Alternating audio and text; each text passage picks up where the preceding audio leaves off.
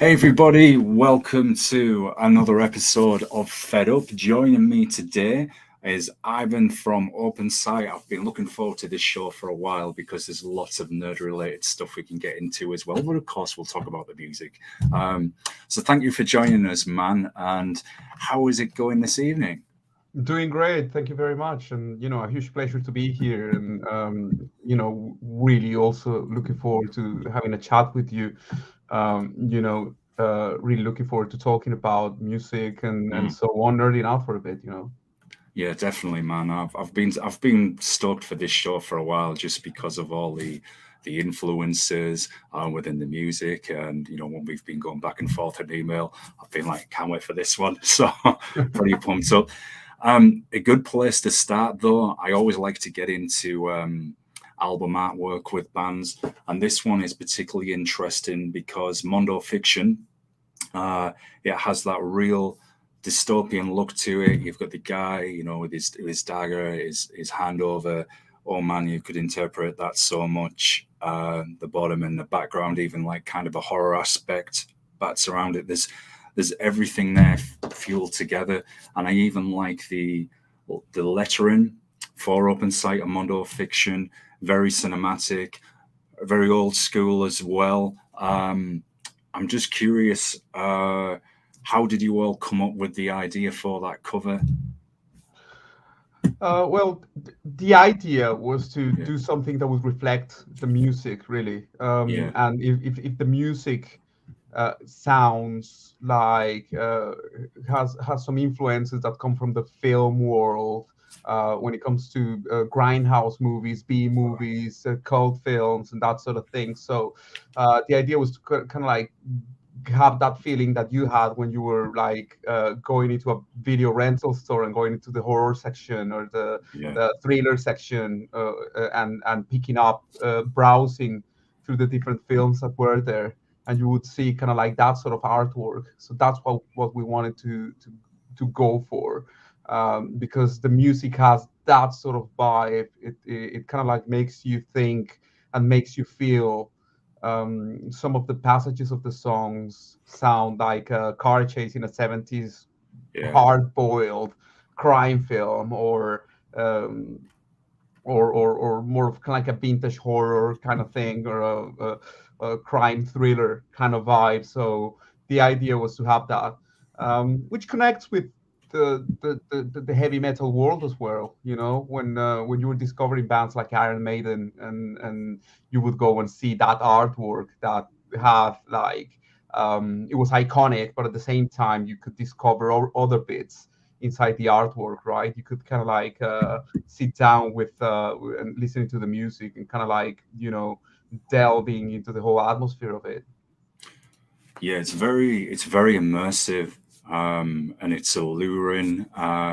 Stimulates the imagination, and yeah, 100% right. I mean, me as being a huge movie nerd as well. When I saw that, I thought, oh man, reminds me of all those kind of movies. Like you still get an independent film as well.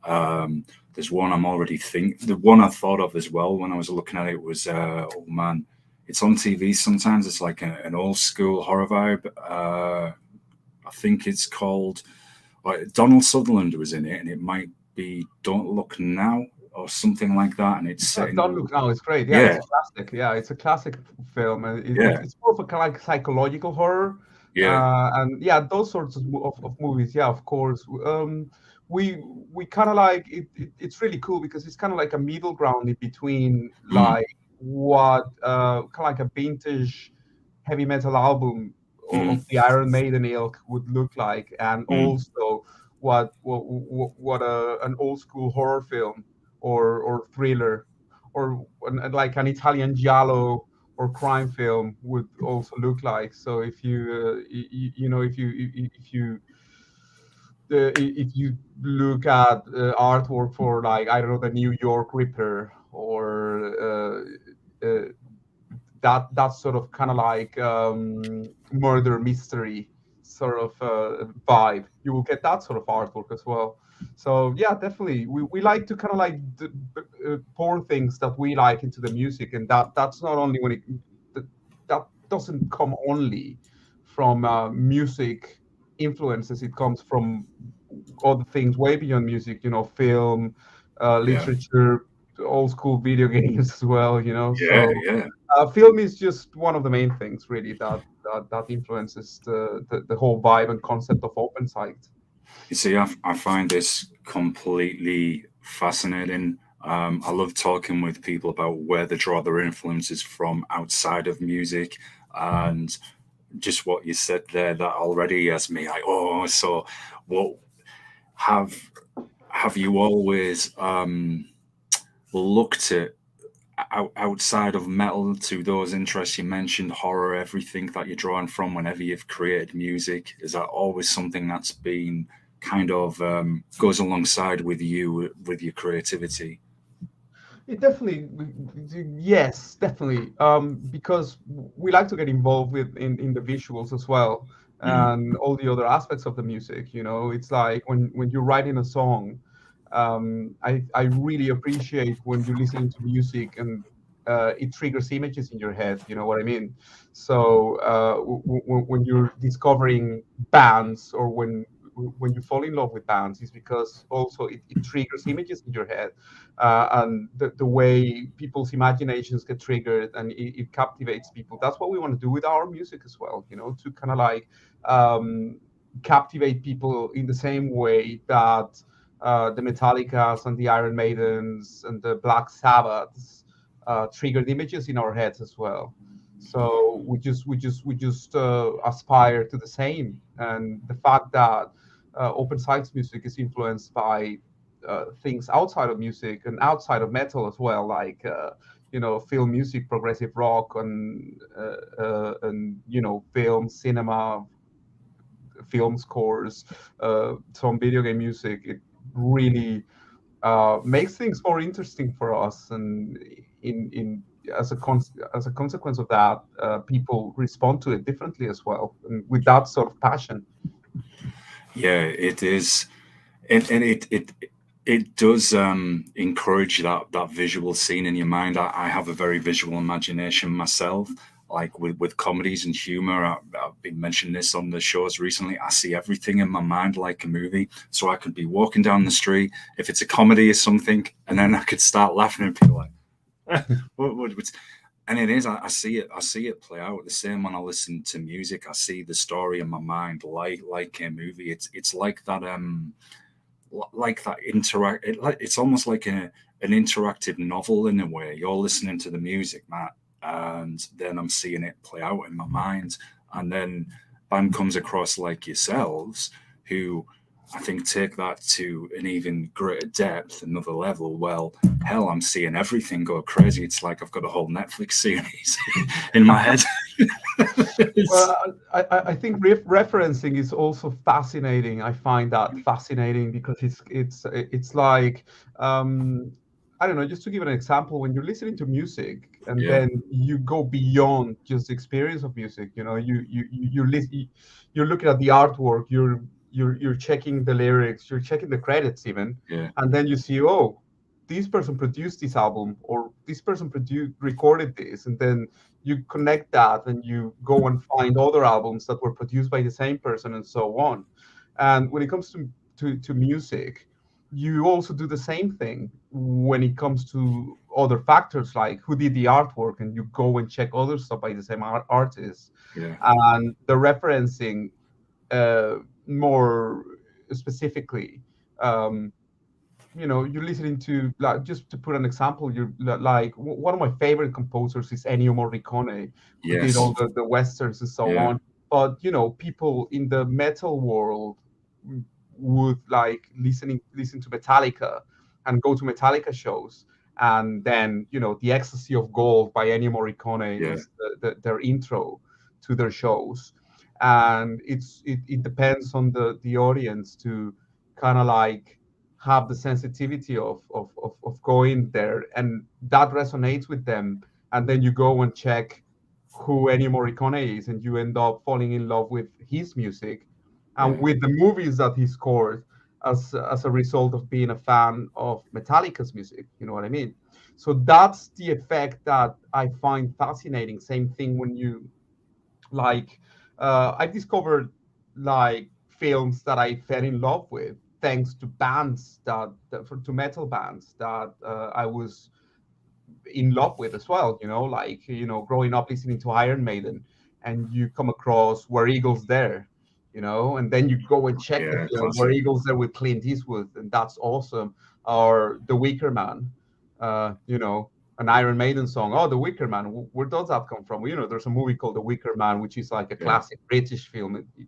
It becomes, it ends up becoming one of my favorite British horror films because it was referenced in an Iron Maiden album, mm, and so on and so on and so on. So it kind of like it becomes the experience of one band becomes the gift that keeps on giving. So if people kind of like come to our music and they say, "Oh my God, I like Opensight's music," and they end up kind of like discovering,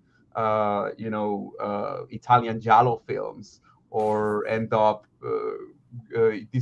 because it sounds like because a beat of one of our songs sounds like a 70s cop car chase. They end up kind of like, we should go and check Dirty Harry or the French Connection or whatever it is because of that. So it's basically the kind of referencing that I find fascinating as well. yeah. There's something to be said for that crossover, the way it can encourage people to explore, open their minds further, and it could be like an old school movie, something current. Um, yeah, I'm totally with you on that. There's a festival coming up in London. I think it's possibly in November. I'm sure you will know what I'm gonna who I'm referencing, and I think it's Dark Side Fest, run by the horror magazine Dark Side. Oh And yeah. man, I'm meaning to get myself there one year because they showcase a lot of indie horror, the classic horrors, things that you've been talking about. Even have some cast members there. And I thought, man, that would just be so fascinating to go there and talk to these people about what they did, and man, so yeah, that's something I definitely need to get to for one year. Hopefully very very soon. You're right about the a lot of the songs having well transporting you as if they are a soundtrack to a said movie or something is happening. Um, and I've looked at several of your videos, and I'd imagine I'm taking a guess here, but it seems it's obviously very very complex because they are like short films. A lot of them, in a sense, they've got that feel to them. So it must take a hell of a lot of time to, get this down to the how you want it to get out there for the fans and for people. So how long on average does it take you to create one of those videos, or does it really differ on depending on the song and location? It depends on the video, but I Yeah. couldn't really say in terms of like what the videos are done differently. Each one of them have been done differently. The last one that Yeah. we did was filmed by a friend of ours, which was the video for The Great Silence, and it was more or less the first video that we've done where the band is in the video. We thought it was important to have like a kind of like a glance at what like the band energy is like live, and we wanted to have fun doing it as well, and it ended up being kind of like these kind of like Reservoir Dogs Yeah. slash Pulp Fiction sort of kind of like homage, because we ended up kind of like, what do we want to do? We want to recreate scenes from a film. um so it's like it needs to look like a trailer to a film, or Yeah. or something with that some of kind of like dramatic edge in order to kind of like do justice to what the song sounds like. So for that one we ended up basically doing it in one day, the filming, because we didn't have any choice in the matter. We just found we found like a warehouse that was about to be refurbished into a gym. And as soon as we found out, we were like, well, we need to do this in one day, because otherwise they're gonna come and it's not gonna be there anymore. So we ended up doing it in one day, all the filming, and then kind of like editing here and there for a while, because the thing is, when you're doing several things within the band, you Yeah. end up kind of like working in parallel. It's not like you sit down and you do a video and you spend only time only doing a video. Yeah. You're kind of like writing here and doing other bits. You're writing, you're recording, you're doing bits of the video here, and so on. So you're kind of like banking up in different areas. So I don't know. Yeah. But like, it's each experience is different. Right now we're kind of like coming up with something very special for Christmas, which is gonna be really interesting. It's gonna be like our love hate Christmas thing. It's gonna be like an anti-Christmas song that we come up with, and it's based in one of people's favorite, more cherished, iconic films as well, like as a tribute. We don't want to do. I mean, we want to do something different, something our way every time we approach things. So if it's a Christmas song, we don't want to kind of like uh, do what's expected at this point, which is to kind of grab like a traditional Christmas song and metal it up. We want to kind of like do something that we think feels right for us. And if it's an anti-Christmas song, then we'll go for it, man, and we'll celebrate Christmas that way. So that's coming up, and that's going to be interesting, and it's going to be different to what we've done in the past. And but at the same time, we're going to keep going for the trailer looking videos as well, because there's something that we really like about that. and Yeah. and, and it's kind of like when you're watching like trailers for grindhouse films Yeah. and Yeah. for Definitely. cult films and so on, that you're kind of like looking at this movie that has been banned in Yeah. 51 countries, Yeah. or this other movie that's like, we have a video that is a trailer style video for a song called Stain Remains, that we did it in a way that it was kind of like, oh, this is a horror movie that was so scary that it was kind of like locked in a vault, deep within the earth, and now it's being unearthed and resurfaced, and, and Yeah. and and now we have it and we present it to you. So it's kind of like that sort of feeling of doing something that is forbidden, which I think is very important when it comes to like the grindhouse cinema element. Feeling that you're seeing something that you shouldn't be seeing because it's forbidden, or and it goes hand in hand with the heavy metal thing in the 80s of the satanic panic thing, which is something that is really cool, when you go and got like Number of the Beast, or the early Ozzy Osbourne records, and teenagers around that time were feeling like, you know listening to this is like, I shouldn't be doing this. And it's something that was kind of like clandestine Mm. in a sort of way. It was kind of like an adventurous thing. Mm.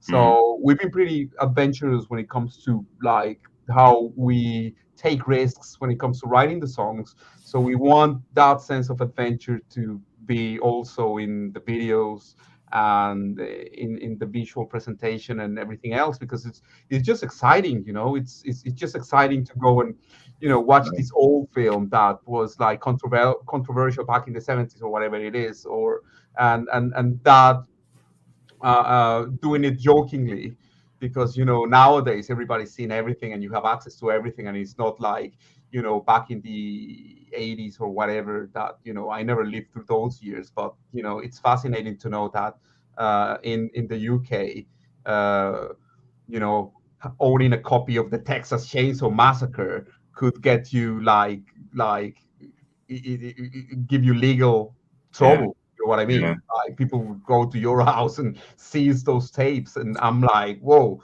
That's Yeah. fascinating. So that sense of kind of like joking about that sort of thing, this is a movie that is too intense, and so on, and doing like that as a sort of a trailer. Well, It's just interesting. there's so many ways you could go with it as well, because we could certainly argue, if you look at all of those classic filmmakers and even bands, that they're really pushing the boundaries. I'm getting that sense that you like to do that as well as a band. That's coming across to me, like you like to push these boundaries, see how far you can go, what you can do with it. It's you mentioned like the anti-Christmas song. I mean, a classic that comes to mind would be, not that this has ever been released. This is one maybe I could do a DIY a cappella on this. Be like, I give mommy migraines at Christmas, but that's a whole other that's a whole other topic. I'm sure one very popular with the ladies. But yeah, and it's interesting that you mention like the Satanic Panic, etc. And we still come across instances like that where extreme metal bands, or even metal as a whole, can get judged wrongly. That, hey, everybody is evil. We're all about death, destruction. And I think the aspect of art and theatre often gets lost. For example, there was a German death metal band who came on one of the earlier shows, and they did an album called Hellgate.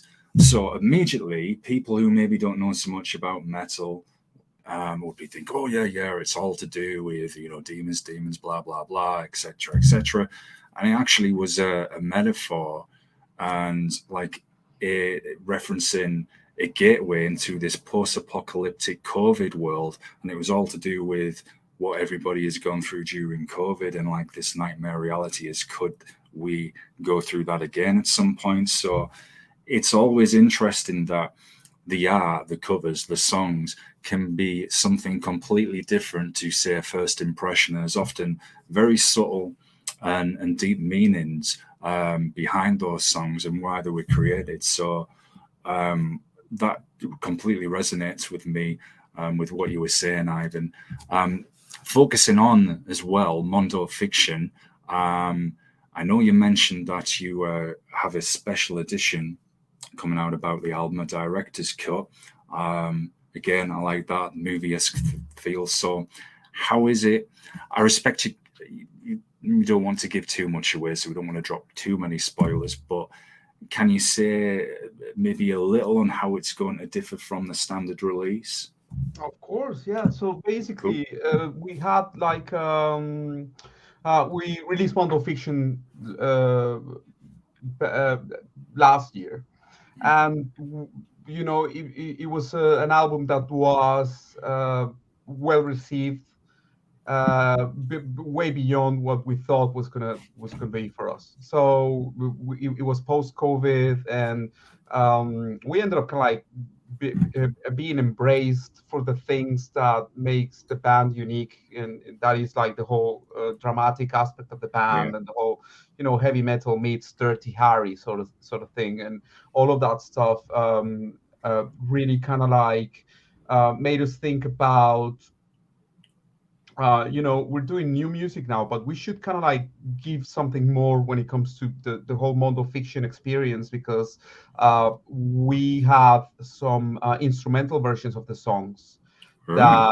that we thought were really effective, and that we thought were interesting. It was a different experience than listening to the songs with the lyrics. So we said, you know what, we should kind of like do an extended version of the album with these instrumental songs. And also we had a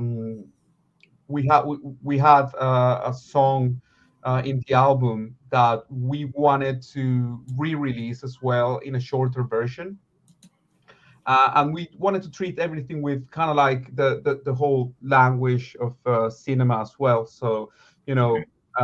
the Mondo Fiction extended version is called the director's cut, basically. So it's kind of like, there you go. It's like everything we want to do with this album, instrumental versions, and we have the longest song of the album is called Villain. And basically what we did was we did a shorter version of it, like a radio edit, and we're calling it the theatrical version of the song. Nice. So it's kind of like when you go and see Blade Runner, that you see like Yeah. the Yeah. theatrical version is kind of like the most compressed one, and then you have the director's cut, which is the extended you get everything sort of like longest version. So that's what we wanted to do with Mondo Fiction. So it's going to be released on the 25th, meaning Friday. And it's gonna be cool. We're really looking forward to like having that out. And at the same time, like I mentioned before, we're doing things in parallel. So we are in the middle of writing and recording the next uh, the the next entry in the in the Opensight saga, which is going to be a step forward and pushing the envelope and taking even more risks. Whoa. So yeah, it's going to be cool. No, oh man, that's awesome. I'm stoked to hear that. You've already got me curious for what you're planning for the next album. Do you have this like when a writer has the series of novels or filmmaker and right, this is going to be the first one, this is going to be the second, third, and so on. Do you guys already have that approach with all your albums, or do you like to do a different story, an idea for each release, maybe looking at a different genre of film to influence, say, other music on your future Uh, releases? Well, I think it's more like thematically. It's going to be a bit more specific. I think. Mm, I think when it comes to Mondo Fiction, it was kind of like a statement of like, okay, cool. Here's what like the band's about, and uh, we we are this is our vibe. And then basically the way it happens is that you're banking stuff because we are writing spontaneously all the time. So there's a vault of ideas, wow. and some of them gestate and some of them don't, and they die away. So basically the ideas will gestate and they will kind of like find their way into a collection of songs, and they will have the vibe that we think will fit them at the time. Um, there's no forcing into any particular kind of like theme or anything like that. It's not that we make the decision of like, okay, we're gonna do kind of like a space opera, Yeah. sci-fi space opera for the next one or whatever it is. It's just that the music will kind of like tell you that, as opposed to you forcing it into the music. It's just that the music will kind of like resonate and give you an impression, and then all the artwork and the lyrics and everything will kind of like fall into what the music is asking for, really. So yeah, it's more of a spontaneous thing, really. It's more of a spontaneous thing. I don't think we're kind of like doing concept albums per se. There's no like story from start to finish or anything like that. It's kind of like the album has a certain vibe or a certain thematic element. So the previous one was more like Mondo Fiction was more of a kind of like murder mystery sort of Yeah. vibe, and like touching on like what you mentioned before, touching on like realities and personal points of views and intimate kind of like emotional aspects, but treated in this kind of like dramatic way. But the next one will have a different theme, and it will be all the songs will be part of the same family thematically and in terms of the sound as well. But there's no like storytelling from start to finish or anything like that. It's just more of a thematic thing. That's really cool, man, that it comes naturally, organically from you all. I was just curious because it is very complex what you do with everything, both the music, the themes, the videos, and I was just wondering, I thought, how did it go about this? So good because some bands, you know, they will write the lyrics first and then they'll do the music, and then a lot will do it like you said, the other way around, the music and then the lyrics on top of it. And that is very interesting to hear, especially the concepts you have. I mean, the other vibe I got actually from Mondo Fiction, and I'm sure this has probably been said to you many times, I even got a bit of a sense of, you know, Operation Mindcrime from Queensryche. It had that edge as well. I could hear certainly the dystopian elements, and I think as well drawing on from emotions and I'm guessing, you know, real world experiences or examples. Some of those, unfortunately, can give us the grimmest sense of horror, the grimmest nightmare as well, because hey, this has actually happened, or this is happening in this said part of the world, or I've gone through this, or somebody I know. So that is as well. That was very thought provoking from your answer. Are you? Do you all have similar interests in film music in the background, or and you know, or do you all kind of meet somewhere in the middle? Because I'd imagine, like I've said, it's certainly no small undertaking what you're doing. So, do you sometimes bump creative heads? You know, can it be that hey, because of what you're doing, that it can sometimes like, no, I've got this idea, right? We can do this better. And do you sometimes? I know this is such a loaded question. Have that difficulty in, hey, man, we've got to kind of stop here, or we're never going to say have this song done because our creativity just keeps rolling and rolling. Yeah, I think as long as you keep things exciting, there's not going to be any issues really. So it's like if people are presenting songs, and you know, there's this time around with the songs that we're going to be working on in the future, there's been interesting stuff happening. Like, you know, there's this idea, this song, and then someone comes up with a very sound suggestion or a very sound part that the song was needing. And it's about whether what you're doing is exciting really. And Mm. so like I mentioned before, some of the songs, you know, there's a lot of music that gets written and never gets used because it never got the spark, you know.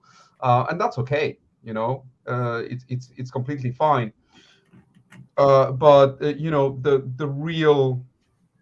the songs that end up happening is because, you know, they come spontaneously, or when there's a stop, somebody can really lead the way and make the song happen. But we have varied tastes when it comes to music, to the point of like there's music that I might like that another person in the band might hate. Vice versa, you Yeah. know, and that's absolutely okay. That's completely okay. The same thing with film. I know that, but the thing is, it's like, it's just because it's a good idea, then everybody gets excited about it. You know, Yeah. I know that there's people in the band that might enjoy some of the films that I like, and then stuff with some of the films that other films that I like, they might be like, you know, they could be bored by them, you know. But when it comes to how that translates into the music, it's exciting, you know. Yeah. So they're kind of like, oh well, I like that. That's pretty cool. But I know that if I sit down with them to watch something in particular that from what that song came from, they might, some of the band members might get bored. So it's kind of like, it's more about like we have diverse tastes, and that's okay, and that's great, because we've been basically, we just want to do whatever we want to do. That's kind of like the bottom line. Yeah. Um, and there's been one of the really cool experiences that we had with Mondo Fiction was that uh, you know, some of us like Faith No More, and some of us don't like Faith No More, to put an example. So some of the reviews from Mondo Fiction said like, oh, well, these guys like Faith No More, or are influenced by Faith No More, judging by the way the music sounds. There were a couple of guys in the band saying, oh, really? I never felt that way, because they're not as fans of that band as other people are. But really, at the end of the day, the thing is like we've been compared, or not compared, but said that we've been influenced by bands, and sometimes it's just like uh, it's just the sentiment of like these are the type of bands that you can tell that they do whatever they want to do. You know what I Yeah. mean? So one other example was uh, Mondo Fiction got reviewed, and someone said something along the lines of like, this is for fans of dog fashion disco. And that's one band that I had to check, because Don't hear that. yeah, but you know what I mean. So Mm, it's kind of like I had to check, and I thought mm, it was like, I liked them after mm, checking them in. I've heard of them, but I was never like familiar with their songs. mm. But then again, it comes back to the to the sentiment of like, that these guys are free to do whatever they want to do, which is like the more accurate thing, and the way we want to do things. We want to be able to explore and feel excited about the music that we're doing. So in that sense, it makes sense. Yeah, well, exactly. It gets back to what we were saying earlier about that true sense of freedom expression, pushing the boundaries, and some of the greatest music and stories and film come from exactly that. Going back to classics, someone mentioned Clockwork Orange on one of the other shows. Um, it's all about pushing that edge, pushing those boundaries, and if you I mean, obviously, enjoy what you're doing. That if you're in a band and you're not enjoying what you're doing, I mean, yeah, just But that's the bottom line. If there's no yeah, joy, if there's no joy, there's no point. yeah, And that's yeah, what it could be. It's not like, oh, you have to be different, or yeah, you have to take risks, because you end up like forcing things, and that's not really enjoyable, is it? It's more about like it would be really cool to do a video this way, or it would be really cool to kind of like do this spaghetti western yeah. type song, and it's like, that sounds like a good idea to me. But then again, it's just something that is exciting to do, and that's the point at the end of the day. Yeah, it's about being it's what comes naturally, not something that is shackled. And if you want to, even subconsciously without realizing it, elements are coming in from here, there, and there, but that feels right, and you're enjoying it, then that's great. There's nothing wrong with that. And someone might hear something different when they listen to you. Oh, I hear this influence or whatever. But the end of it is, as long as the people enjoy the music and enjoy what they're hearing, and certainly the live shows as well, which we'll get into. That's what it's about. Again, or you could, no one wants to be kind of, and I'm not attacking one of these kind of musicians. I respect it's to pay the bills and everything, but when sometimes you see like session musician on like a TV show or something, when the bands, you Okay. see them in the background and they'll look really bored, and you all see them looking at the ceiling like the mind somewhere else, you know. And it's and you can tell, that's just the day job. So no, I definitely concur with what you're saying, and that is beautiful for the band with what you're doing. So I'm trying to behave myself much as possible before we go into movie nerding and stuff. Regularly happens on this show, but I'm just curious as well. I mean, you mentioned some of the themes behind the songs on Mondo Fiction, such as feeling you're in a car chase. I mean, one that particularly stood out to me as well in the description was a visit to an old graveyard and a supernatural thriller. It's a nice romantic time you can have with people as well. So I'm just wondering, when did you all first come up with the idea for Mondo Fiction and what inspired the title for the album as well? And are there any other themes that the songs follow that we maybe not have explored yet? But another loaded question for you. And I think we lost the internet. Nope. Okay, yeah, like what you talk. Oh, sorry, what? You talk So, about the sorry, I thought I title lost. of Yeah, the yeah. I album. was curious. Yeah, I was curious. What inspired the title? Is there any other themes that this contained within the songs that we may not have explored? And uh, you know, when did you all first get the idea for the whole album too? So it's a kind of a triple question there. Yeah, well, when it comes to like the idea for the album is just about like, the bunch of songs that we came up with, and Yeah. then you like look at the songs and it's and um what do we call this?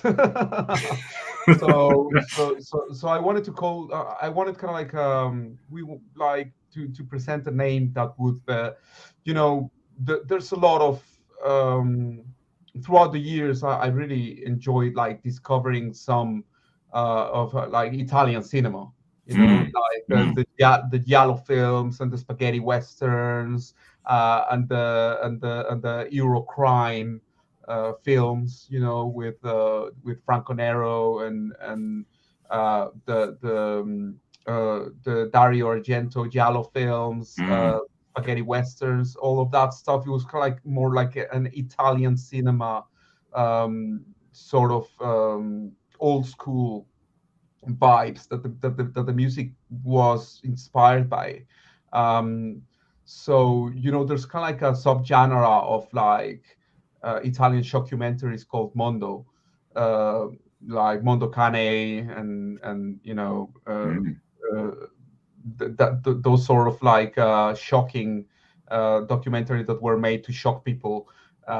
So I wanted some of that vibe. So Mondo, and also fiction, because it was kind of like based on fiction, really, based on film, based on the artifice of art, really. It's which is what we like.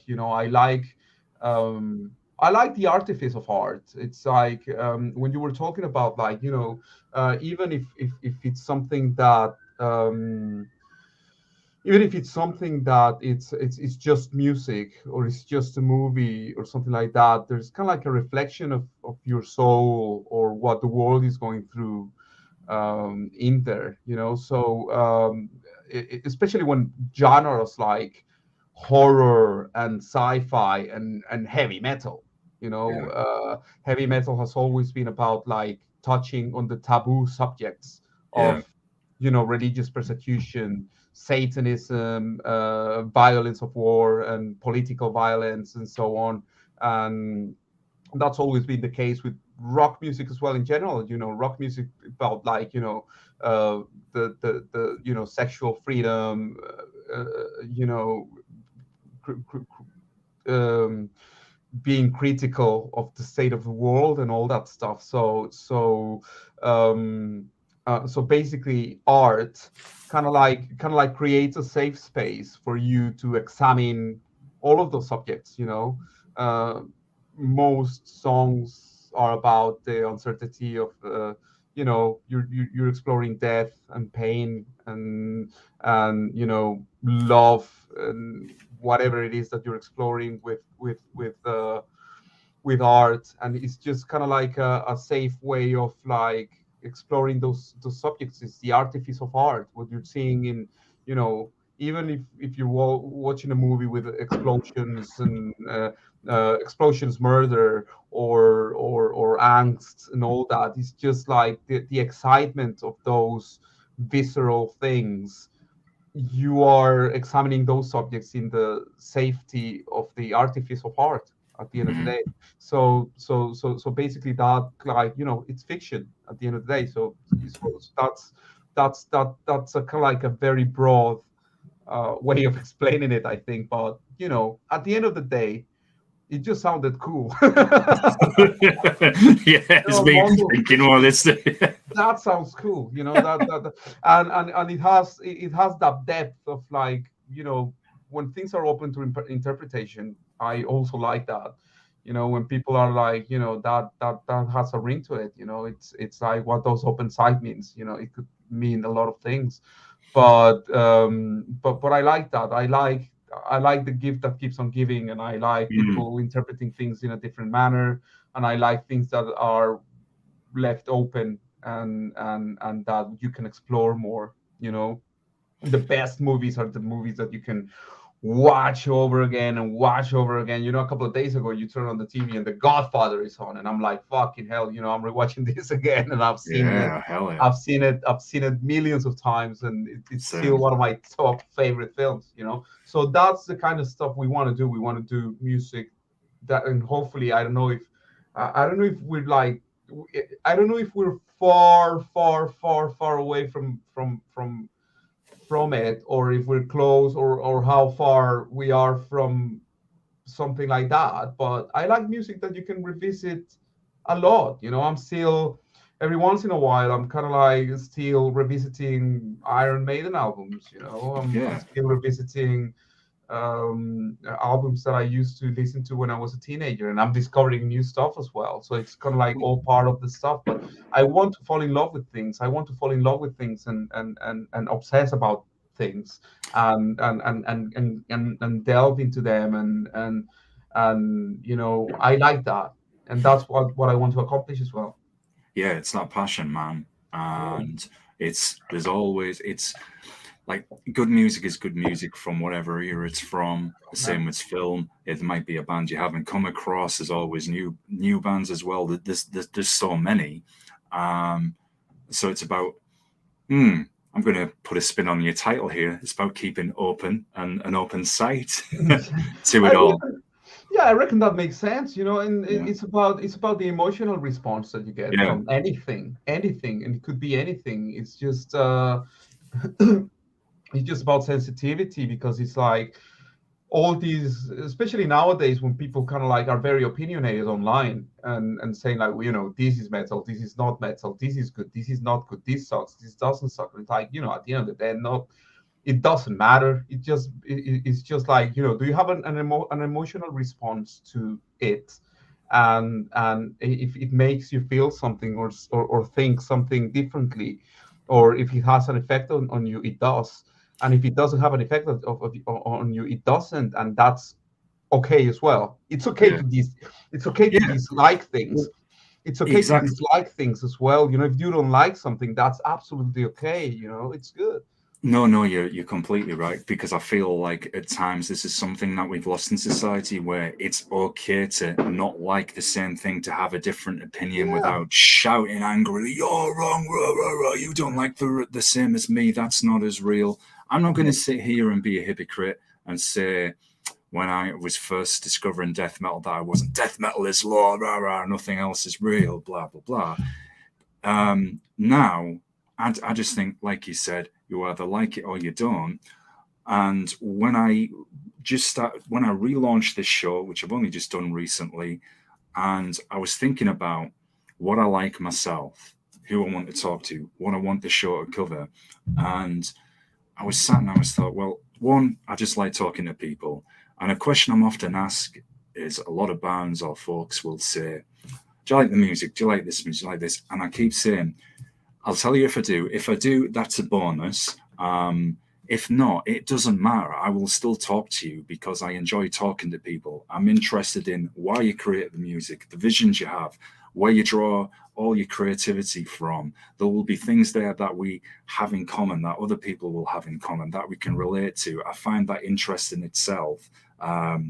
So I thought, no, I just want to make this open for all genres, even outside of metal and punk. If someone contacts me and they're a singer songwriter, for example, and it's just some acoustic stuff, whatever, that's absolutely completely fine. And also, it's amazing how you can then hear something or draw from that area and think, I've never thought of that before, or that's a different interpretation. It's opening yourself up. It's good to not look, there's nothing wrong with if someone just wants to like metal nonstop. There's nothing wrong with that. I'm not saying there is, but it's also nice to open yourself up to other avenues, instead of sometimes like the same way of doing things or the same, bands, opinions we all know. So I just thought, hell, let's make this show free flowing. Everyone is welcome. They can come on, chat about what they do, listen to me bamble on and forget questions as I'm asking them. There's a way to come on. Yay! Yeah, but you know what? I think I think it's you who brings the passion to things. You know what I mean? Yeah. I was kind of like sitting down talking with someone a while ago, and I was kind of like I was fascinated by the conversation because it's like he was talking about golf, and I have no interest I hate in golf, golf. actually. I have no interest in it. You know what I mean? But the way he was talking to me about it, he was like the passion. He Yeah. was talking about passion, being completely passionate about it, to the point of me enjoying the conversation. You know what Yeah, I mean? Even exactly. if I didn't know anything about it, I was Yeah. kind of like, oh man, this is really cool. It's awesome. This is a good conversation to have. Yeah. It makes sense, as opposed to kind of like, oh yeah, I only will. So it's about like, do you feel passionate about it? Then Yeah. all good, more power to you. And Yeah. it applies to everything. It's like, who's going to tell us what to do? No one. I mean, Yeah. do you want to mix heavy metal with spaghetti western music and crime film music? It's like it makes sense for us and we feel passionate about it, so we're just going to do it. If you want to, if there's a bunch of like, if you live in a city that is like swamped with twin wave artists that sound exactly the same to each other, and you feel passionate about it, and you want to you want to build a band that sounds exactly twin wave like they do, and if that's what your heart is telling you to do, then go for it. That's if it's spontaneous and you're kind of like driven towards it. It's Yeah. all good. It's all good.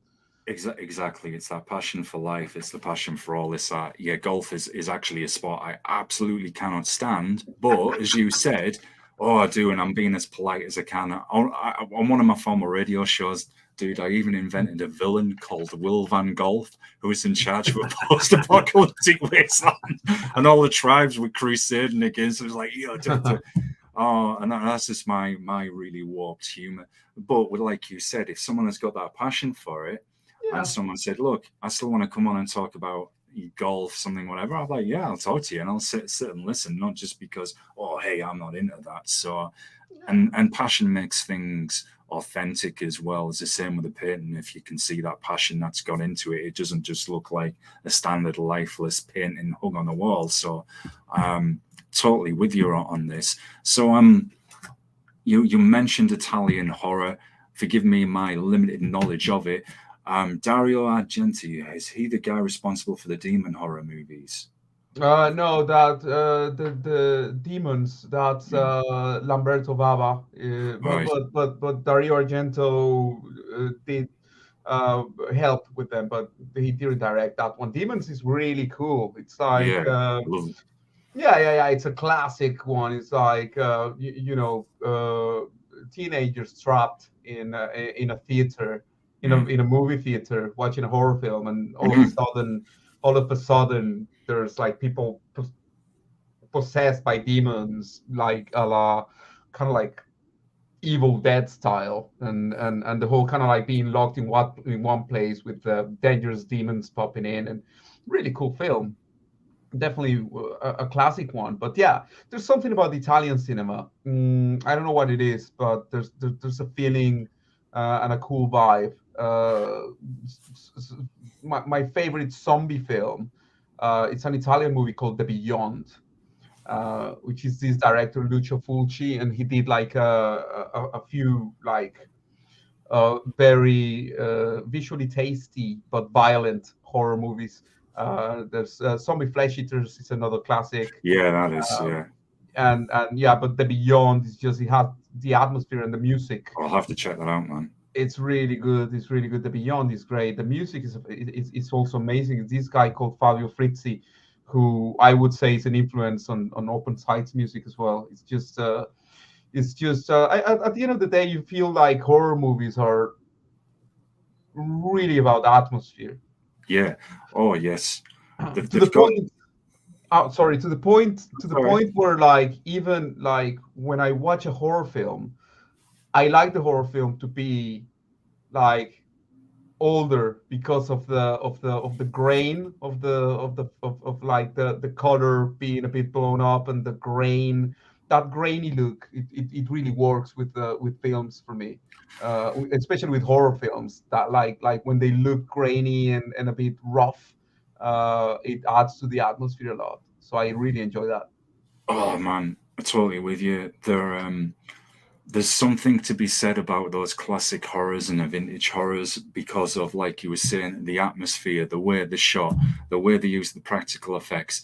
Okay, yes, they had a limited budget back then, but that meant they have to put more emphasis on that atmosphere. When, for example, a creature is fighting, say, with the protagonist, they really do pursue each other. They really fight. It's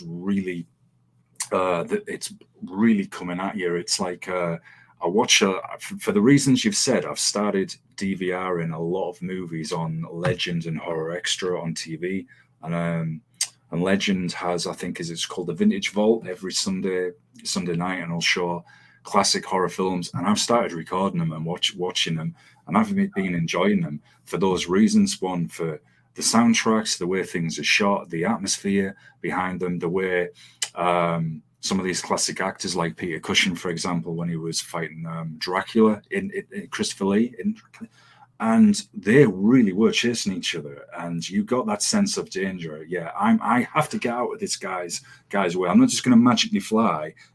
Christopher Lee is actually going to chase and get hold of him and really fight with him as well.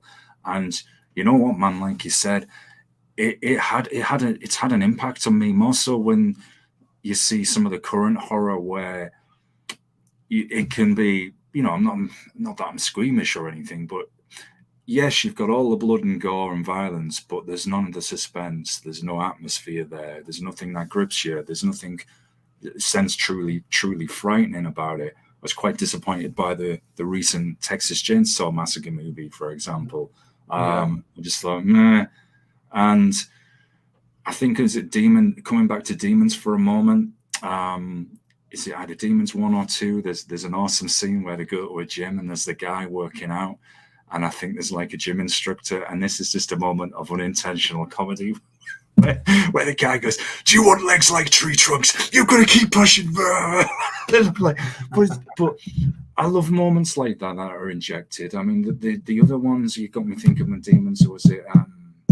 I forget the name, and they're on TV a lot, but these teenagers go into this, I think, abandoned house in America somewhere on Halloween with Angela the Demon.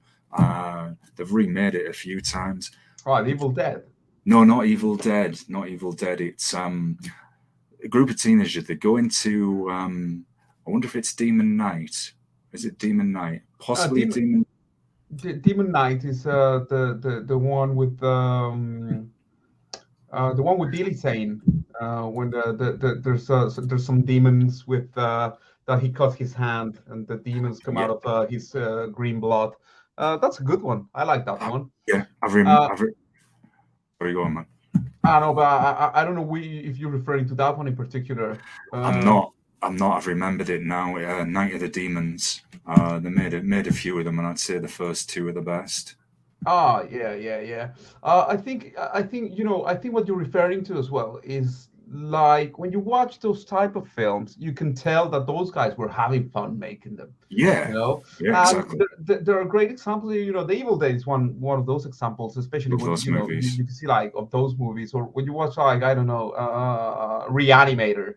That's one that is obvious that those guys were having fun making the film, and it should be the same with music. You know what I mean? It should be kind of like what we were talking about, like there's no joy, there's no point. So if you're having fun writing the songs and performing them live, then everything makes sense, you know. Yeah. Yeah, a quick question just before I ask you about some live shows. It's coming to horror. You know the infamous movie Driller Killer, which I've never seen? Is that an Italian horror movie? Which one? Driller Killer? Oh, Driller Killer. No, that's Abel Ferrara. That's his first film. That's more of an art house kind of film, the Driller Right, Killer. He did that film when he was really young, and it has kind of like this gruesome. You know that the front cover is this guy getting his head drilled, yeah, and it's kind of like a shocking film. But he's done. There is a film that is really cool that he did that I revisit every once in a while. It's called Fear City, which is kind of like this killer, uh, you know, killer guy um, going after kind of like strippers and this whole thing. And the hero is kind of like this ex-boxer who at the end has like this huge fight with this guy. But it's this kind of like has this thriller theme, kind of like cop, um, uh, uh, kind of like this investigation going on. That right, one is really cool. But yeah, Driller Killer. It's one of the video nasties as well. right, Right? One of the movies right, that was in that list. And the video nasties list had curiously all sorts of movies in there, from like art house cinema things um, the Demons, uh, to like drama stuff like I think Straw Dogs was in that list, right. until till like I don't know, um, low budget horror stuff like Anthropophagus or Absurd. I think they were there. But yeah, it's very interesting. Um, Very interesting. Yeah, yeah. I'll have to check some of these out, man, for sure. They're those cult movies that you always hear of in conversation, and you think, man, I want to get around to actually checking these out as well. Um, so I know you have some live shows coming up, and I'm curious. You actually play in my region, so I can come and see you, which Oh, is nice. cool. Yeah, yeah. Decided which venue I'm going to yet, but yeah, I'm looking forward to that, man. So I'm curious. When you play live, do you try and I know bands want to make people feel involved. That Mhm. wouldn't be good. It wouldn't be any good if not. And of course, people they want to interact and feel part of it. But just because of what's contained within your music, all the influences and things we're talking about, I haven't forgot about nerding about Predator. By the way, we'll get to that. Okay. I'm trying to behave myself. So I'm curious when you play live, do you even bring that's kind of film feel on the stage? So it's kind of like watching a heavy metal movie, I guess, in a way. In a way, yeah, definitely. Yeah. We've done some experimenting in the past as well, but we have the music kind of like those the lion's share of the work, really, because it sounds the way it sounds.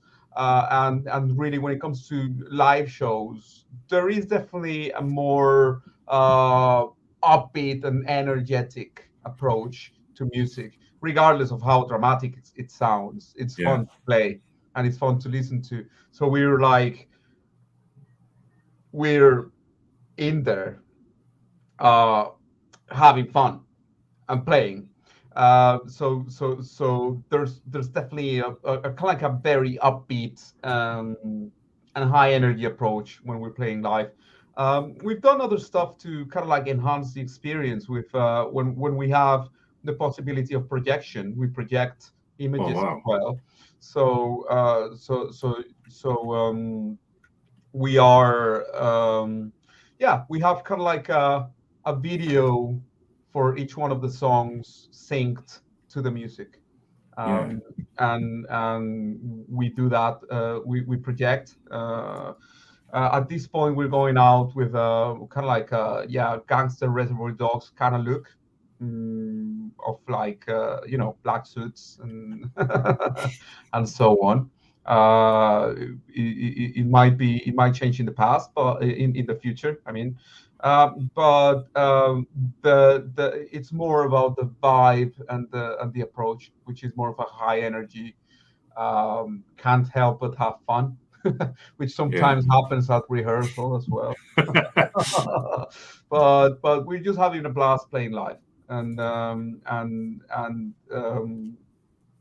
it's pretty cool. We want to kind of like maybe enhance the atmosphere a tiny bit more. It would be great if every show you do had thick smoke and red lights and so on. So we will try to do that as often as we can. But in a stripped down situation, we still go out there, we still have fun, and we still get the point across, and people know what the Yeah. band is about, which is Yeah. what's important. But yeah, it's a great thing.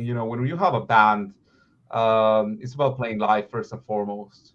Otherwise, it would be just a bunch of guys being better musicians, which it's not as fun. Yeah, well, yeah, exactly. Well, you wanted to see that. You wanted to see the reaction of the crowd. You want to see how the music is perceived. Obviously, if they're enjoying it, and then that makes you enjoy it further.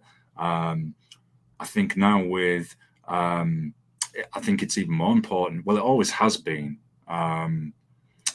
to get out there on the road, to get people known, and hopefully to bring in some funds for the band through the merch sales as well. Because people forget, the studio time, etc., costs a lot. So, no, I'm totally with you, and I'm wondering if I was magically all of a sudden blessed with a generous gift. I don't know. You mentioned Christmas earlier, if Santa popped in, hopefully not Krampus, and said, "Right, guys, here you go. Here's an absolute load of money." And I said to you, "All right, man.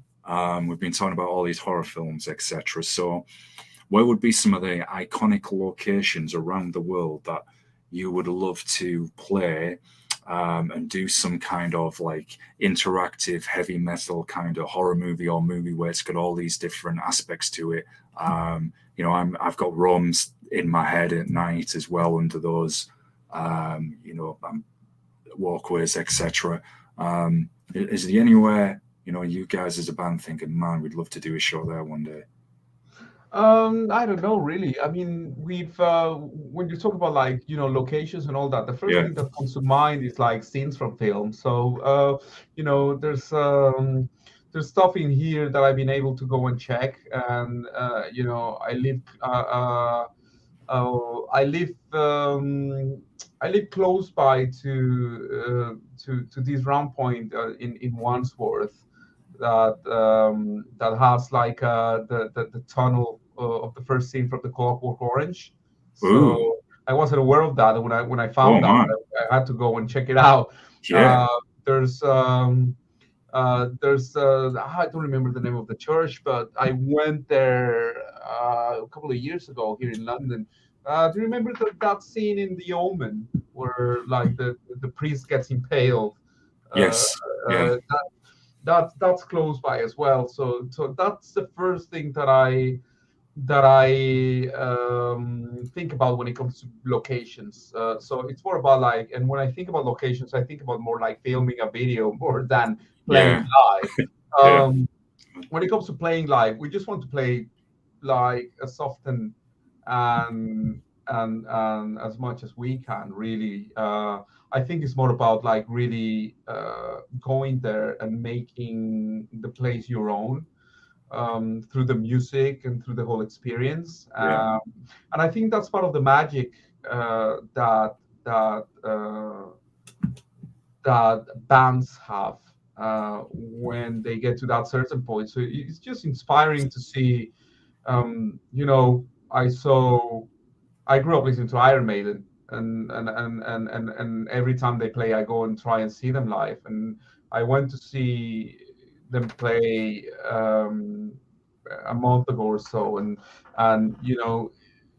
they take over the place, and everything is this Blade Runner inspired thing that they're doing now, because it's like the whole Somewhere in Time revisiting of so it's this Blade Runner thing. So they're taking over. You know what I mean? And then you go and you see, I don't know, a Kiss, and they take over. You know what I mean? They take over the place. And um, um, I remember like uh, going to Damnation Fests or something like that, when like Opeth was playing, and they Mm. take over. Yeah, I The see. whole Yeah, yeah. the whole atmosphere. Like you have like these kind of like really heavy bands playing before them, and then they come on, and they do these kind of like they have heavy stuff, but they also have these kind of like long atmospheric progressive rich songs, and the atmosphere takes over, and they own the place at that time. So I think it's important to not important, but I think it's inspiring, and it drives us to try to achieve that, regardless of what environment you're in. So we could be playing at one of the places here that people visit a lot, which is the Dev, and we go there, and regardless of the place being smaller or whatever it is, we go and we take over, and we try to do that. But when it comes to what places you want to play, I want to play obviously legendary places like everyone else. Yeah, yeah. I I know want to it's play kind of an open. I Yeah, want to play the Royal Albert Hall, and I want to yeah, play. I want to play the Royal Albert Hall. I want to play the Hammersmith. yeah, Just think about London only. It's just. But yeah, I want to play. You know. Uh, I don't know. It's just wild dreaming, but Long Beach yeah, Arena, here we come. yeah, yeah, yeah, yeah.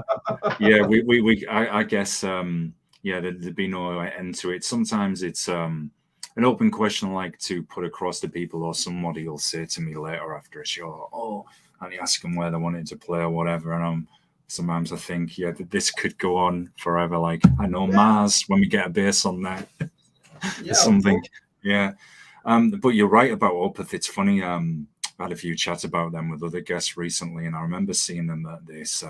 It was underneath Leeds train station, Hmm. and the way the sound reverberated off the walls around it increased the atmosphere. It was really dark, so it was like kind of, I guess, being in one of those old school horrors unintentionally. And man, it was really memorable, because you say they have some heavy songs, but even the more melodic prog style was kind of like very haunting, and it was this patient build up, and the guy goes from clean to harsh vocals, Yeah. ever so well. So yeah, they're a band that definitely do that for sure. And so are you going to be possibly playing any new songs from the next release on the tour, or is that a little bit way off to play them live? We will have surprises, yes. Yay! So we will be playing new stuff, and I think again, because of enjoyment, Mm, we're enjoying playing the new stuff. So we will be presenting songs gradually, I think, as they mm, come. So we will be definitely playing some new stuff. How much of it, we don't know yet, but we will be introducing stuff. Definitely, definitely, we will be playing new stuff live. So it's gonna be cool. It's gonna be cool. We're excited about it, and basically the set list is gonna be mutating gradually. So mm, definitely, we will be definitely be playing new stuff. very curious now. So that brings me to Been Behaving. So it's time to get into Predator. Why the Okay. why if I remember this right in our emails, was it Predator 2 is actually one of your favorites out, or your favorite out of the Predator movies? Oh, it's a difficult question, because the first Mm, one, it's The first one is, you know, you cannot come close to the first one, I think. No, I agree. But there's something special about the second one, and I Mm. think it's like criminally underrated, especially as time goes by. I think like every time a Predator sequel comes up, I end up kind of like uh, give it like putting Predator 2 on a higher regard. I think if it was up to me to do a Predator sequel, if you say, "Hey, Ivan, Yeah, do a Predator sequel," I will take Predator 2 as my framework on what to do when it comes to the attitude of the film, and the temperament of the movie. Definitely no messing about too much. When people are like, oh yeah, we should do Predator, there should be a Predator sequel with pirates, or there should be a Predator sequel with in the Middle Ages, or a fan film. Yeah, it's not a it could be a good idea, but it's not like about the context or the setting. Really, it's about the attitude yeah, of the film, really. yeah. And I that's mean, what I would do. the first one just has such a classic score, so many memorable dialogue moments. The second has that wonderful humor contained in it as well. I think I mentioned this in an email, and I've talked about it a lot with folks. Um, the scene, in Predator 2, where the Predator's in the bathroom and he's just kind of healed himself, and there's the old lady, and she's going to husband, Herb, there's someone in the bathroom. And she gets the broom, and she's, and it's so awesome that when she's about to get out of her apartment, the Predator just like runs through the wall, running down the corridor, and then gets down the elevator, and then this poor Danny Glover comes along, who's in the middle of having a cardiac arrest, and Yeah, then says to her, "Don't worry, I'm a cop." She's like, he doesn't give a honey. yeah, exactly. And then he goes running off through it, and he gets to the top of that elevator, and he's looking down. He's like, "Oh man!" But then the last fight scene on the Predator's ship, and you see obviously the xenomorph skull and all the different skulls, like they've been visiting here for a long time and other planets. That, for a law sense, was good. And then you were seeing the elders in the Predator tribe. Um, there's just so much in that movie that's packed. Even the scene, I think it's where is it Gary Busey, where they all get ambushed in the meat factory. The Yeah, Predator's going through the different vision modes. Um, that is a very. There's a few people that I've talked to both, during the show and off air, who actually Predator 2 has been one of their favorites. To me, I'm with you on Predator and Predator 2. I'm going to upset a lot of people because I'm such a nerd. I still enjoyed AVP 1, even though it had some ridiculous moments. AVP 2 for the first 20 minutes, then it sucked. Predators, I've got to say this, with being interested in martial arts and everything, the Yakuza guy and his fight against the Predator, I really liked that. And I respect what they were trying to do with Adrian Brody, where he's Robert Rodriguez, I think, was trying to match the tone of the first film. hmm So it's one of the better sequels. Not saying that it's great. I didn't care for Prey. I thought that sucked, and some people liked it, and I certainly didn't like the Predator 2018, which I thought was horrendous, absolutely terrible film. Um, yeah, I'm showcasing just how much of a nerd I am. I can't help getting passionate about this stuff, man. yeah, definitely. I think when it comes to like, I think Predator 2, Mm. everything after Predator 2, it has various degrees of like quality, in my opinion. Yeah, yeah, But none of the stuff that's been done after Predator 2 comes close to Predator 2. I yeah. think I think I think, and I've been saying this for a while, and I'll keep saying it. That is that the first 10 minutes of Predator 2 are way, way, way better than everything Predator related that has come afterwards. And that's the first 10 minutes. Yeah. That's even before Gary Busey or Bill Paxton show up. So that says a lot in when it comes to my opinion on it. The thing is like even when it comes to the comic relief of something like Predator 2, even when it comes to stuff like the comic relief of even the first Predator or the second Predator, the comic relief and the kind of like upbeat aspects of the film, it's about it's about being over the top.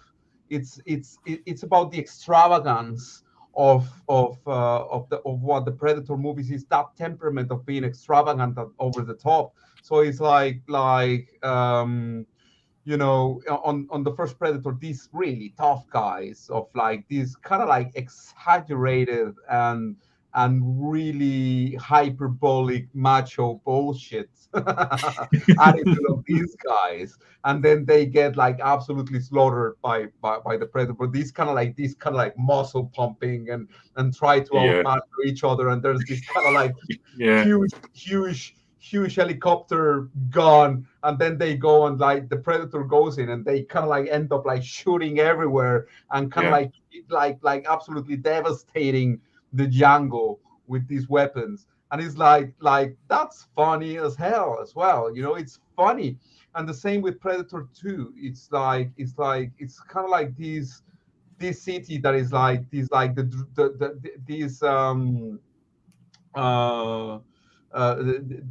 these gangs of drug dealers that are like carrying these huge weapons and kind of like doing these huge amount of drugs and stuff like that. So it's like really funny and over the top, and you have these like larger than life characters that are way over the top. You got Gary Busey, he's over the top all the time. You have Bill Paxton, he's over the top.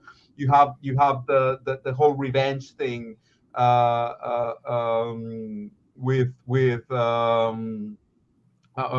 like the whole kind of like Danny Glover, kind of like reprising the over the topness of his lethal weapon. Too old for this shit sort of thing. Literally. And you have Maria Conchita Alonso's Leona, strong female character. That she's over the top, kind of like no bullshit, like not taking bullshit from anyone. Type of female character, which is kind of like goes hand in hand with the whole aliens Ripley character. So when Prey came out, and I was kind of like, it was kind of like, okay, this is all right, but they could have like taken some hints from Predator 2 on the strong female character as well. It's what makes Predator 2 so much better is it's that it's uncompromising. It's uncompromising. We're doing this, we're ripping spines, we are showing huge weapons, we're blowing things up in an exaggerated manner, and that's what makes the film so cool. No, you're right. Larger than life characters. So people can identify with it and interact with it. It holds their attention. Get the same with metal, like as we've been saying, enjoying it, injecting that passion, and building that bridge with people who are watching and listening to your music. Totally. I did read once, and again, it's been so long time ago, and it was one of the few kind of AVP stories that really intrigued me, but I thought, well, they won't do this. The budget would probably be astronomical, and it was a predator stranded, I think, on the alien homeworld, on a planet with all the xenomorph, and he survived. I think he did get off the planet in the end, and it was interesting because I think he either had limited weapons, or as time progressed, he had to find other weapons. And he obviously can't hide from the aliens because they can see him, and that intrigued me. I thought, okay, that's interesting. Whether we will ever see that remains to be seen. Probably not. I mean, I could go do a whole other show on this. Disney will probably give us something like, I don't know, the Xenomorph and Predator hang out at kindergarten or something like that. Yay, looking forward to that. But no, there's something to be said about them. Are there any other areas that influence your music that we haven't mentioned from any other genres or from life that perhaps is something that you look to, or again it just, as you were saying earlier, it's just a case of what manifests organically when you sit down to create each album? Definitely, it's and there's a lot to be said about like the stuff that you grow up with, Yeah, the stuff that marks you when you're growing up. That has a lot. The atmospherics of 8-bit Nintendo music. It's a huge influence. Um, I could sit down and listen to like Ninja Gaiden's oh man, music. yeah, It's Castlevania and all of that stuff. It's just great songs. It sounds great, and the whole lo-fi aspect of it. It just adds to the atmosphere of it. So that's an influence. How that music got made, and the whole thing you were talking about, like the low budgets and the limitations. And I tend to favor um, that in the sense of like when you have some limiting, it triggers creativity as well, because yeah, at the end of the day, creativity, it kind of like it's about problem solving really. How do I write this effectively? How do I make this sound the way I want it to sound? And then you end up kind of like landing somewhere else, and it can be more interesting. So I definitely admire that the 8-bit video game music, 80s and 70s low budget film music as well, soundtracks. Uh, the synths used at the times, it's something that we like to use in our music as well. So uh, we use Mellotron sounds here and there. We use CS80 synthesizers as well to like and mix them up. We also use chip sounds sometimes, so there might be kind of like some video game music influences as well. So yeah, sweet, definitely. sweet. So when you go into the studio and you record these songs, um, is there ever a moment where you feel we want to maintain as well a bit of a raw, gritty aspect in some of the songs to get that horror and atmosphere over? And how would you maintain that? Because some people are now will say, well, things can sound too clean or too produced, and I'd imagine all the influences and inspirations that are contained within your sound, is that quite challenging to achieve? Um, that's the way we like doing things. Even if we're using technology, sometimes we also use technology in order to achieve an organic sound. Mm, So the type of sounds that we're using are not the same type of sounds that other people might approach. So if you're talking about like, oh yeah, film music and orchestral and so on, yeah, uh, um, some people might just kind of like go and use orchestral sounds and get a result that it's epic and sound like film. But you know, some people um, some people might get the John Williams sound. You know what I mean? Like yeah, the John Williams orchestral uh, Indiana Jones and Star Wars kind of like sound, which is what people think of first and foremost when they talk about like film music. But um, we are Lalo Schifrin, Mission Impossible, John Barry, James Bond, Ennio Morricone, spaghetti westerns, and more of that kind of like more gritty sounding. So yeah, that's what drives us really, and the same thing with the heavy metal aspects of our music. We yeah. don't want to, we like the organic sound of rock music and heavy metal music. So we we don't we don't like you know what, we're not making efforts in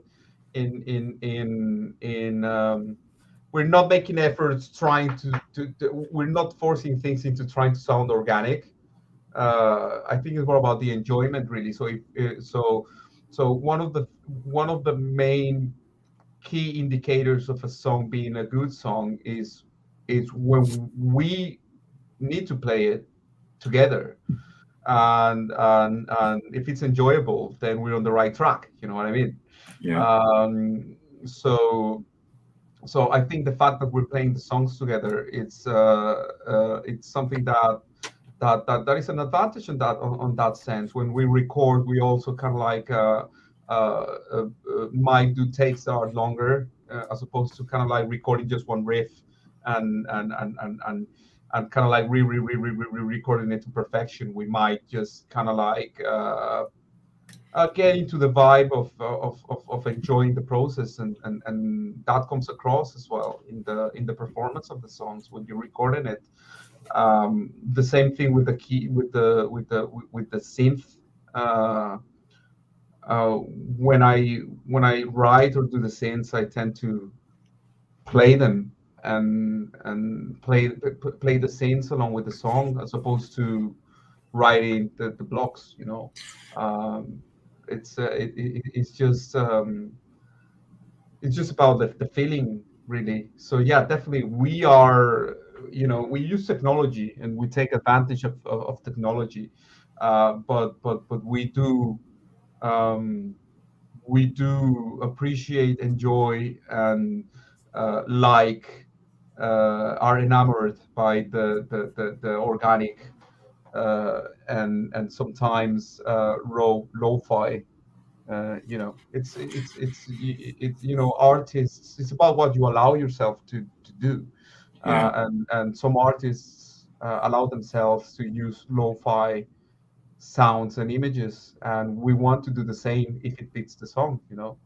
Yeah, you're not placing any limitations on yourself. And it's interesting when you mentioned that you play synth, um, and you like to obviously hear that because synth, like thanks to Stranger Things, has got quite popular at the moment. You've got the whole dark synth music, and some of that stuff is really good, really interesting, especially the whole kind of a bit of the cyberpunk dystopian offshoots related to it as well. Is cool. Um, are there any moments though when we've been chatting about writing and influences, etc. Are there any moments when you do reach those? I mean, there will be those difficult times where you can't seem to spontaneously, create something, and when they do happen, how do you overcome them as a band? Do you have to take a certain amount of time out and then come back to it, or do you just maybe put that aspect aside and then move on to try and create something else in the meantime? I think sometimes you don't overcome it. Mm, Sometimes a song doesn't work and that's it. And it can stay in demo mode forever and never, not meant to be born. But at the end of the day, everything, you're writing things constantly, yeah, to the point of like you're banking on ideas. So if you know uh, just to put a couple of examples, you're at the airport, or in the tube and so on, and then it's kind of like, something comes to your mind and you have to kind of like grab the phone and start recording. Beep, beep, beep, beep, beep, beep, beep, beep, beep. And I have tons of videos of like me in the tube, and there's kind of like people looking people looking giving you a weird look because you're doing yeah, to your phone. You know what I mean? But then on, you kind of like, or and referencing as well, like and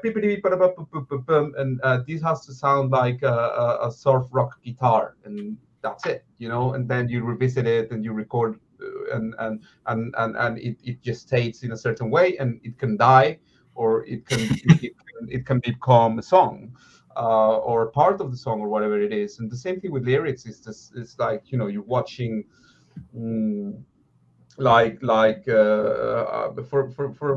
like a year or so. I've been kind of like in the mode for Yakuza films. Oh, So it's kind of like really cool because it's kind of like so sometimes it's kind of like this honor thing and the whole kind of like yeah, Yakuza code or whatever it is, and yeah, then kind yeah, of like they say something very deep, and you're kind of like, whoa, I never thought about it this way or whatever it is, or it resonates with you in a different way, or the words sound cool for some reason, and you kind of like write those down, and then you revisit that, or whatever it is that you thought about something in when you were like uh, walking to the store or whatever it is, and then you write it down, and you have like you have a ton of stuff written, just little verses or little snippets of bits, and then you reread it, and then, oh, this makes sense with this, and there's a connection with this, and there's a connection with this, and that becomes a song. Or you end up just writing a bunch of things that you thought about um, when you were watching I don't know, when you were watching Dirty Harry. So you end up writing a song about Dirty Harry, and that's it. But it's just about the banking of ideas, really. So if something doesn't work, there's other stuff happening at the same time. So eventually, some of it finds their way, and some of it just stay there and die. yeah, yeah. Well, it's again, it's like I mentioned earlier, and it's just reinforced that impression and theme that I had when I listened to music, and certainly since talking to you, Ivan, that you really do encapsulate the truest sense of freedom of expression, no limitations, drawing ideas absolutely from everything. I'm gonna make a note of this down, do this on my phone or whatever. Um, and yeah, absolutely fascinating. I should behave myself because I could get nerding about Yakuza movies as well. Another passion. The Korean mafia movies are also cool, folks. If you've never checked any of those out either, definitely look at some of the Asian cinema. There's some absolute classics out there that are really good. I know I've kept you here for quite some time.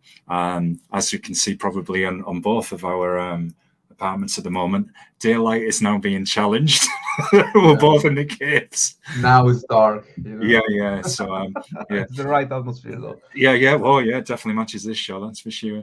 Um, is there anything that you would like to shout out? Certainly, we want to get word out about the special edition of Mondo Fiction that releases on Friday, and you've got the upcoming gigs as well to support the release, and you've got some interesting things planned. So, you just give people a reminder about those, please. Yeah, of course. So basically, when it comes to the special edition of Mondo Fiction, everything is more or less centered around the video that we did for the song "The Great Silence," which if seeing me tied up to a chair and beaten up is something that you think might be enjoyable, then there you go. And it's stage blood, no digital blood or anything like that. It's me tasting that horrible stage blood. But it So was if you think, pleasant. yeah, yeah. Yeah. So blood, sweat, and tears doing that one. So if you want to check it out, people have been liking it a lot. Our Opensight's video for The Great Silence. It's been doing well, and it's been getting some really kind words. So we've been very fortunate to have people enjoying that one. And that comes with the Great Silence coming up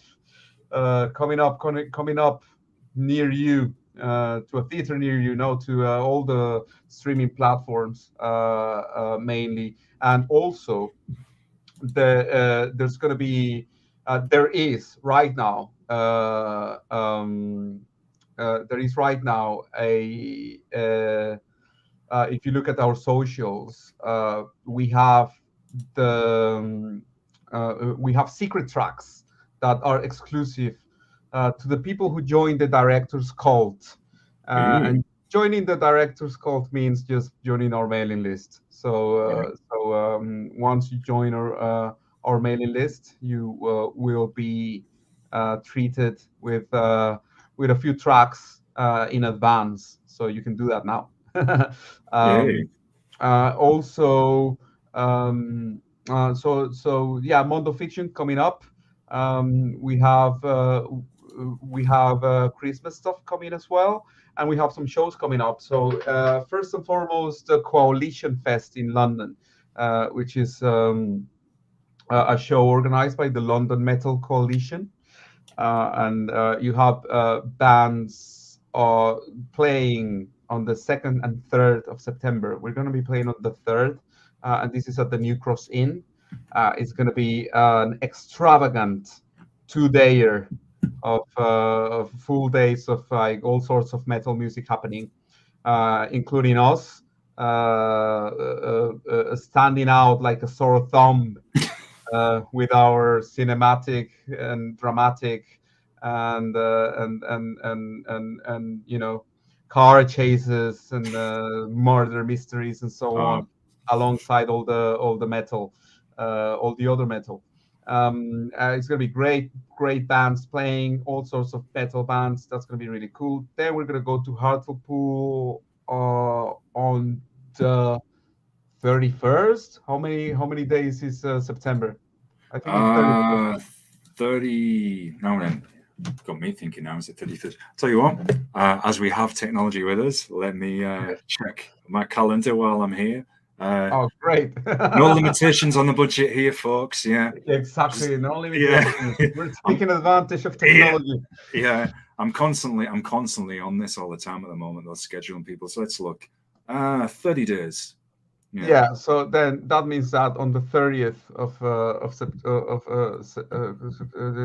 yeah, 30th of September, we're going to be at the Spotlight in Hartlepool with some. It's a really cool lineup of bands as well. And then the next day, on the 1st of October, we start October with like celebrating Halloween right away. So we're going to be playing at Trillians in Newcastle. Really excited to go back there, and we're playing with opening for a classic metal band, and we're really excited about that. We're playing with Heavy Petting. Um, so that's going to be a really cool one at Trillians Newcastle. So we're really looking forward to trying to recruit more people into the director's cult that day with the show. And then afterwards, we have a Halloween show in Ooh, London. nice. This hasn't been announced yet, but I think it's going to be okay for me to say it. We're going to be playing at the Fiddler's Elbow, full blown Halloween all dayer. Oh man, awesome. So yeah, it's gonna be cool. So if you're thinking about going to that, that's gonna be on the 28th of October. If you want to be on the chip list for that one, get in touch with us. We will be more than happy to add anyone to the chip list for that one and fill up that place and have a blast of a party. Yeah. And we will be playing new music on that one. Ooh, well, there you Yeah. go, folks. There you go, folks. You heard it.